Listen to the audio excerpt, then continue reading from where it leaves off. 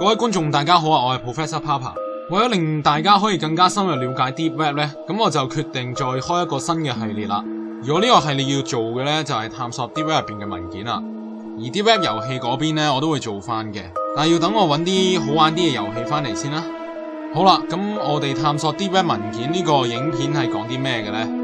原來呢 Deep Web 上邊係存在好多好有趣嘅文件，你哋平時係接觸唔到噶。咁呢啲文件呢，可能包括外國政府或者軍方嘅機密文件啦，或者曾經係機密文件，但係依家解密咗嘅。而其中亦都有一啲呢係犯罪嘅記錄啦、人體實驗嘅記錄啦，甚至係更加離奇嘅，例如係外星人嘅檔案，或者係關於傳說中嘅光明會都有噶。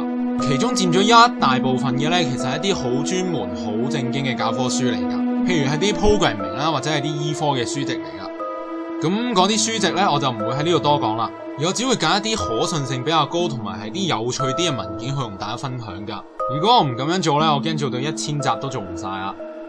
好啦，咁我哋事不宜遲，正式開始啦。咁我哋第一份文件呢，係嚟自於 TRADOC 呢個組織噶。咁 TRADOC 係乜嘢呢？佢係美國陸軍訓練與調令司令部。個名聽落好似好巴閉喎。咁佢係做乜嘢嘅呢？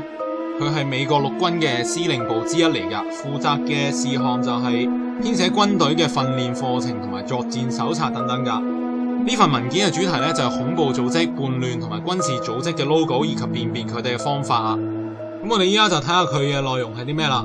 好啦，首先係介紹，佢就話呢本手冊呢，係用嚟俾訓練員、領袖或者士兵去辨別呢個叛亂、恐怖或者軍事組織嘅一個好方面嘅參考嚟噶。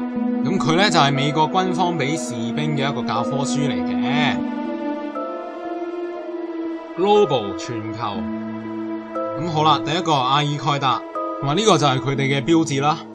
排喺第二位嘅呢，就係穆斯林兄弟會，而排喺第三位嘅呢，就係 MS-13啦。其實頭兩個呢，大家喺電視機入邊都聽得多啦。但係講到 MS-13呢個組織呢，我諗大部分香港人啊，包括我呢，就唔係好熟悉啦。咁原來佢係嚟自美國 LA 嘅一個黑社會嚟噶，而佢哋嘅勢力呢，係遍佈中美洲同埋北美洲噶。咁跟住落嚟嘅呢，就係墨西哥黑手黨、真主黨同埋哈馬斯啦。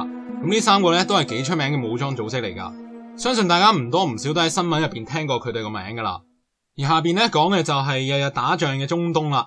第一個就係伊拉克。咁伊拉克入邊有啲咩恐怖組織呢？咁啊，當然有呢個好出名嘅阿爾蓋達，同埋最近成日上新聞嘅伊斯蘭國啦。大家可以見到啦，淨係喺伊拉克境內啊，都已經有幾十個武裝組織喺入邊噶啦。跟住佢下邊又講咗好多地方嘅武裝組織，譬如伊朗啦、北非啦、南非啦、巴基斯坦等等噶。但係咧，我都決定飛咗呢 part 啦，因為淨係俾個名大家睇都冇用噶嘛。如果有興趣嘅朋友咧，可以上維基查下噶。咁佢咧亦都有其他嘅黑社會啦，例如係日本嘅極道啊，同埋咧發動東京地鐵沙林毒氣事件嘅邪教組織啊，奧姆真理教啦，以及好多人都聽過嘅山口組同埋住吉會啊。而透過呢一份文件咧，我哋可以了解到美國軍方嘅情報網係遍佈世界各地噶。我諗啊，相關嘅情報人員咧係可以了解到更加深入嘅資料噶。咁我下一條片咧將會講嘅係全球最大型嘅黑客組織匿名者所整嘅一份求生指南。希望大家可以訂閱我嘅頻道，或者上 Facebook 俾個 like 都得噶。